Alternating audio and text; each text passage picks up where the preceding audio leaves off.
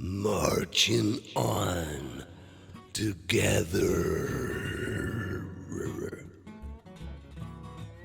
And 3, 2, 1, back in the room. Welcome back, Pete's. Thanks as ever for your support. So, we are in the last years of the 70s. And these were to be seminal years for me. I was introduced to two completely contrasting youth movements, okay? The first was the back end of the punk, which morphed into then mod ska around our way. Innovators like the Sex Pistols and the Clash were short-lived. They were giving way to the Undertones, and then the modern ska movement led by the Specials, Madness, The Beat, to name a few. So, imagine my mum's surprise when I go to Mad John's. Now, he was the only barber in the village and condom salesman on the side. So I'm going down there for my bi-monthly haircut, probably £1 or whatever it was. I've got a full head of wavy, shoulder-length, borderline hippie, unkempt locks. So I return a little time later with a complete skinhead with razored-in tramline. Me mum was more pissed off that Mad John, the cheeky fucker, he'd even sold me a brush. But did I look the part? Oh, what? I've got a black Harrington jacket. I've got Arrow stretch jeans with a white line down the side. And to complete this look off, a pair of Oxblood Dr. Martens. Oh, yes. To be honest, I'd like to say I was a front runner in the fashion trend of Winterton. But no, I copied off two older kids. One was a lad whose name escapes me. He moved briefly to the village from London and he was like worldly wise and shit. Can't remember his name. But the other, a true one-off. Screwy. Martin Cowley, Esquire. Now, Martin was the first punk. No two ways about it. And he's still a punk. He's 2 years older than me. He's still got a red Mohican. He was subservient with regards to the establishment.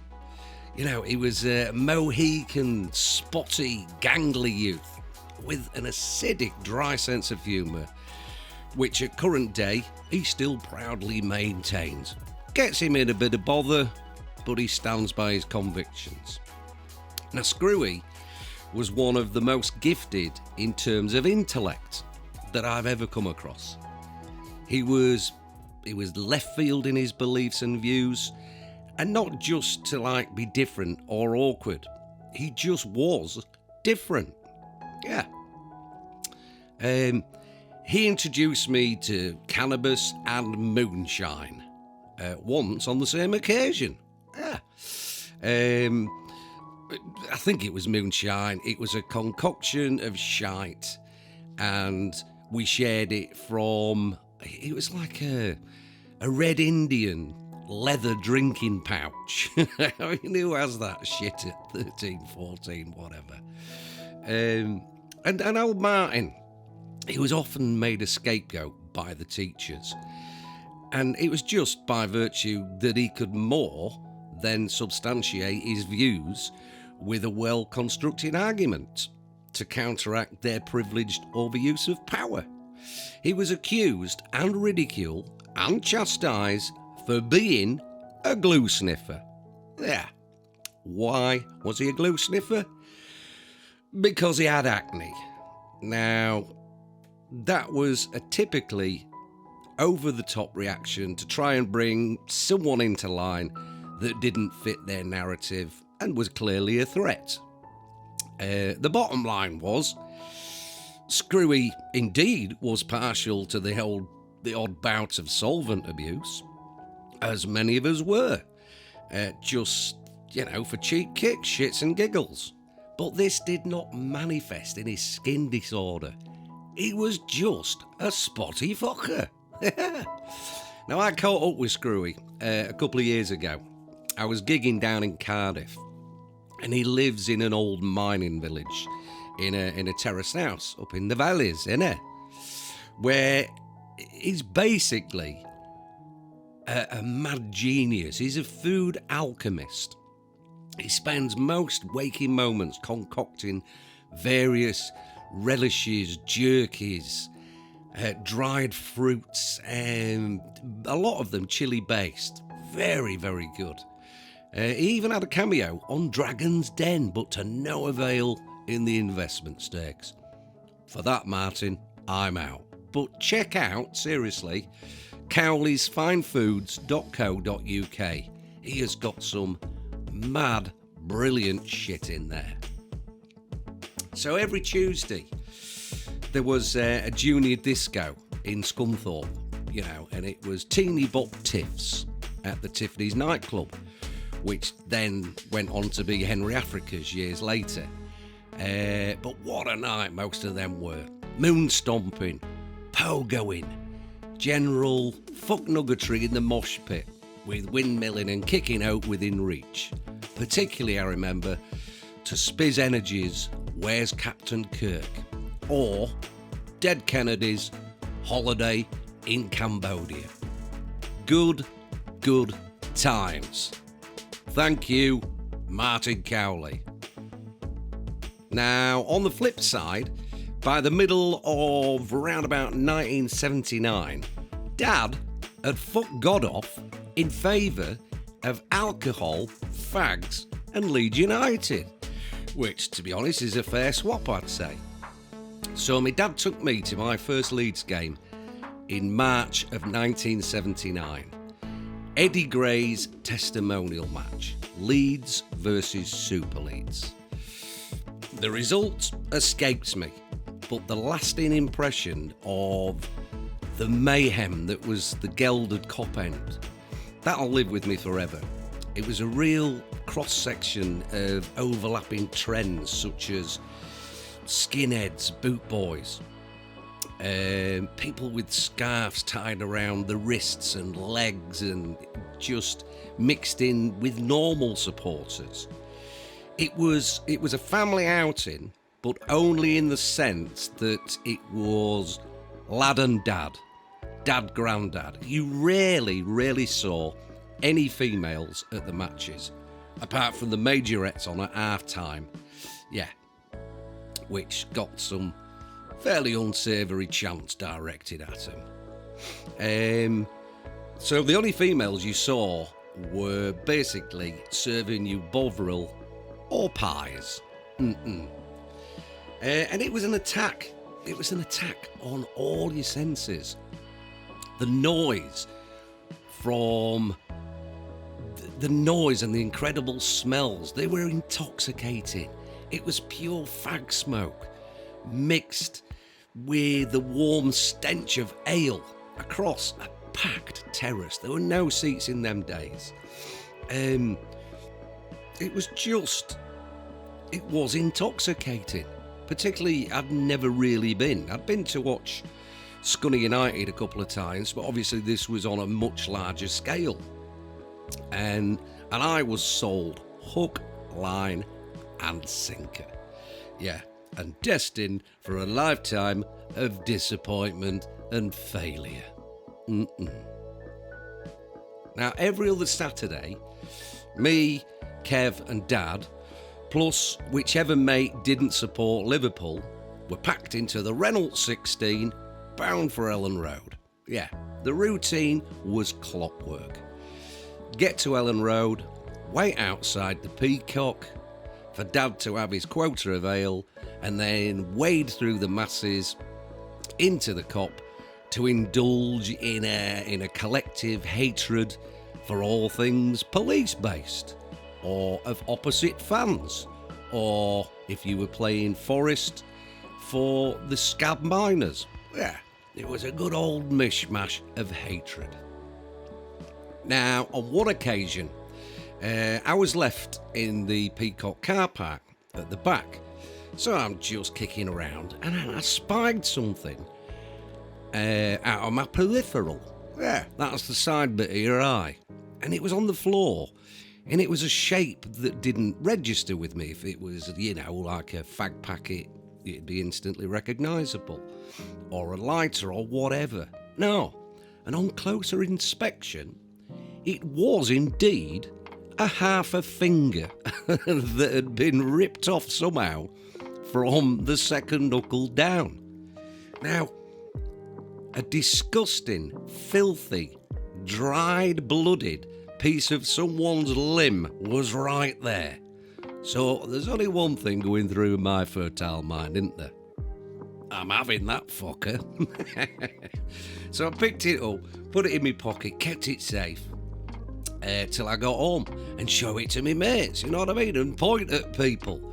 But no, my mum found it, chucked it away, so my treasure was gone. I mean, mums are such fucking fun sponges at times, aren't they? It happens. Funny as. So, another occasion, match day, starts like any other. Okay? But this time it was just me, Kev, and Dad. Dad's touting the usual stream of John Player Black, chaining it all the way, because he used to buy these big cylinders of John Player Black, and I can't remember if there were 50 or 100 in the pack. So I had to wait till he'd sort of smoked 5 or 10 of them before I could swipe a couple off him, so it didn't look obvious, you know what I mean? If there's 100 in there and he's only had one and I take 10, bit of a giveaway. Anyway, Dad stops off at a couple of pubs on the way, which is unusual. Normally would go straight there. So Kev sat up in the front, left me in the back of the old rusty Renault 16. We gets to Leeds as per. I had to wait outside the pub with Kev, as per. Dad met up with a few blokes from Scunny. Obviously, on that particular day, the crack was more important than, say, the football match, or indeed his kids. But I have to say, since becoming a father some years later, I know why, and I get it. So, 3 p.m. kickoff was fast approaching. Fuck knows how many pints deep Dad stumbles out of the Peacock door, and we head to the ground, whereupon entering, the bar began to seem like a better option than walking up 5 or 6 flights of stairs where you could actually, say, view the football match that you'd gone to. Yeah. So me and Kev, we left the old man to it, went up to the terraces. It still eludes me who we played that day, probably due to the fact that your old man's wankered and you've still got to get home later some 50 plus miles away. Yeah. Game starts, the game ends. It was time to track down Dad of the Year, Warner Baxter. By chance, we found him precisely where we'd fucking left him. At the bar, surrounded by a shitload of empty pint pots. So we led him back to the car, but he didn't get in the driver's side. No, he prompted Kev to get in the driver's side instead. Yeah. I seem to remember some undecipherable babble, something along the gist of, well, you've had a lesson from the best, haven't you? Crack on, son. Now, to be honest, I was 12 at this point, so Kev would be round about 15, and Dad had a fair point. He had, in fact, let him drive around Hibblestow Aerodrome for 10 minutes some months earlier. So clearly, Kevin was an accomplished, advanced driver by anyone's standards. Unbelievable. So we set off for home. Dad falls asleep straight away. Understandable, considering the hours he'd put in that day. So fair play, Pops. Sweet dreams. Can you begin to imagine or even fucking comprehend the enormity of this situation, yeah? Me, 12-year-old. Kev, 15. Dad, bollocksed. Home, 50 plus miles away. Unbelievable.